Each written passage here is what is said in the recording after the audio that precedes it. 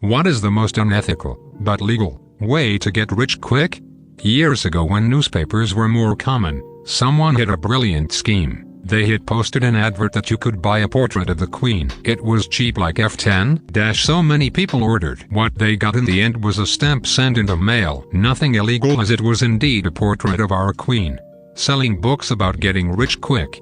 Become a fake guru and sell courses about nothing. I knew a guy who was a witch doctor. He charged $25,000 to cast a spell to bring an ex-lover back to you. It never worked, but there was nothing that could really be done for you, as he had all these forms stating that we made no guarantees since the spirit world did what it did. He was very popular too, which I could never understand. I told my wife I'm going to stop practicing law and become a witch doctor, as the hours and pay are much better. She vetoed that idea. I knew a lawyer who charged $25,000 to influence the powers that be to rule in their clients' favor on matters of the heart, business interests, and even religious matters. It didn't always work, but he had all these forms you had to sign stating they made no guarantees, because the powers that be did what they did. He was very popular too. I'd apologize, but the very best lawyer jokes I hear are always from lawyers, so I'm assuming you'll take this the right way. In the 80s there was a big boom in viatical settlements. Basically, you pay someone to become the beneficiary of their life insurance policy. The assumption is they'll die soon and you'll get a big payout. They get the benefit of using the cash they'd never have been able to. A bunch of folks started buying up the policies from people with AIDS.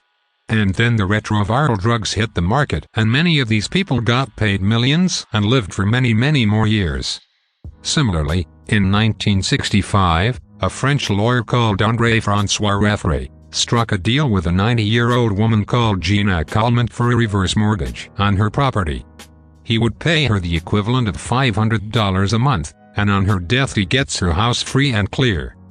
The main problem being that Jean Coleman ended up being the world's oldest woman.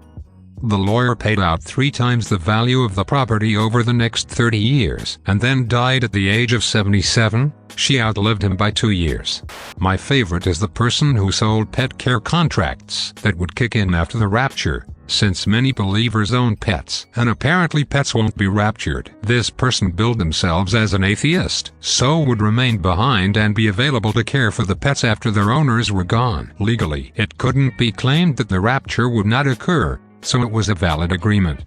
Yeah, a buddy actually offered me $30K once to marry someone so they could easily immigrate over. After so much time, you can just legally divorce and forget about it. The problem is that in the meantime, immigration officers watch you like a hawk, and you have to continually act like a real married couple. Stage photos, fake outings together. It really seemed like way more trouble than it's worth.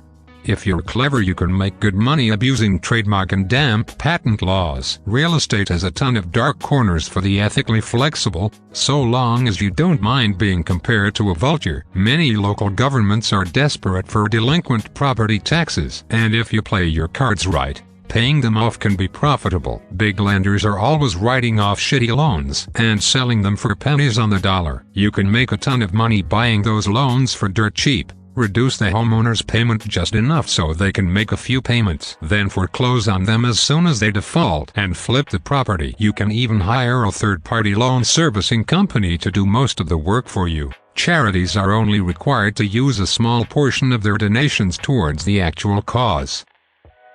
There's a lot of grandiose plans on here, but I've got one that you can start with just a few $1,000s. Go to your state's treasury website. There you can see properties that are overdue on property tax. In most states, if you pay that overdue property tax, the owner of the property typically has a time limit to pay you back your money, or forfeit the property. What this means is, worst case, you get your money back plus interest. But more than likely, if you're able to target someone going through bankruptcy, they'll end up having to forfeit their property to you. Then you can sell it once a new deed or title is issued by the state, typically for significantly more than the back taxes you paid for it. There are some issues. If it's someone's primary residence, you'll pretty much have to hire a lawyer to fight them on squatters' rights. If it's a car, good luck ever finding it. They'll just drive away and be in trouble next time they get pulled over. Secondary properties are ideal, but those don't come along super often. as people who can afford multiple properties usually know enough to pay their taxes. Anyways, you can start with cars for a few $100s. Houses and other properties cost a few thousand. If you don't mind being a scumbag kicking people out of their homes when they're at one of the lowest points in their life, it can be quite lucrative.